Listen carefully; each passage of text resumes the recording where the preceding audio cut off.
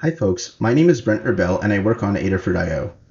The last few months, the Adafruit IO team has been hard at work making a new way to interact with your Internet of Things projects, and it's called Wippersnapper, and we're going to show it off later in this video. But first, what is Wippersnapper? Wippersnapper is a project that allows you to dynamically configure and control a microcontroller from Adafruit IO without writing code. So Wippersnapper is built on top of Adafruit IO, and you can utilize Adafruit IO's data visualization and logging capabilities straight out of the box. Okay, so for example, an IoT project where you wire up a sensor and send data to an MQTT broker, and use some charting library like Grafana to visualize it, will be doable with Adafruit IO Wippersnapper from start to finish without writing code. Wippersnapper is still in very early development, and almost everything you see in this video is subject to change. We're going to start sharing more videos of Wippersnapper whenever we have something to share with the community. The Wippersnapper page on Adafruit IO lists the development boards which I've connected to Wippersnapper in the past. Whenever a board running the Wippersnapper library connects to Adafruit IO, it shows up here. If you have a favorite development board which we haven't yet supported, you can easily add support for it to Wippersnapper, and I think we're going to talk about that in another video. It's a larger topic. But for now, let's register a new board with Wippersnapper so we can blink an LED without ever writing a single line of code. I'm going to connect an Adafruit Feather Huzzah ESP32 to Adafruit IO. This board already has the Wippersnapper library installed on it. And the ESP32 is really good for internet-connected projects. It's a very popular board because it has both Wi-Fi and Bluetooth built into the chip. So let's give the ESP32 power by plugging in the USB cable.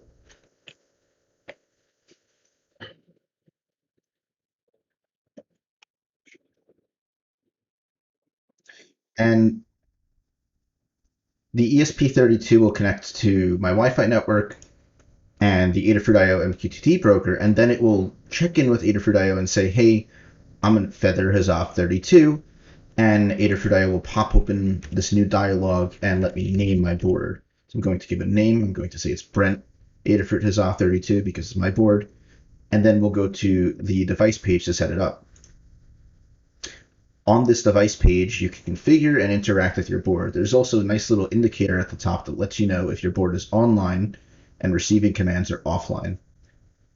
So to start, let's set up an LED and blink it. To do this, we're going to click the New Component button, and eventually this dialog box is going to get filled out. We're going to have buttons, actuators, NeoPixels, sensors, LEDs, but for now we're just going to set up an LED, so click the LED button.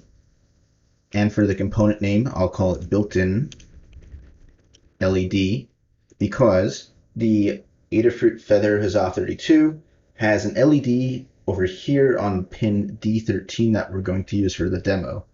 So this list is going to contain all of the pins that are connected to the Feather Huzzah 32. If I can put something like a portal with only 2 available GPIO pins, it will only show the 2 pins on this dialog. So we're going to select D13 LED and create a new component. So this new component window is going to pop up on Adafruit IO. This component uses the pin D13 as an output, and we can also see a feed key here. So each component you create on Wippersnapper is also an Adafruit IO feed. This means you can use the component to capture and store data for up to 60 days.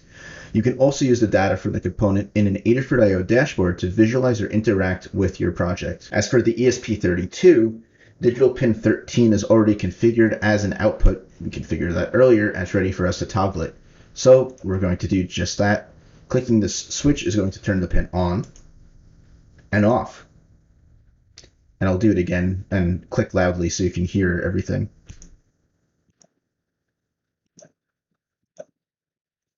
Okay, that wraps up this demo for now. We're going to be posting more videos about Wippersnapper as we have more to show down the line. Wippersnapper is not out yet and is still in early development.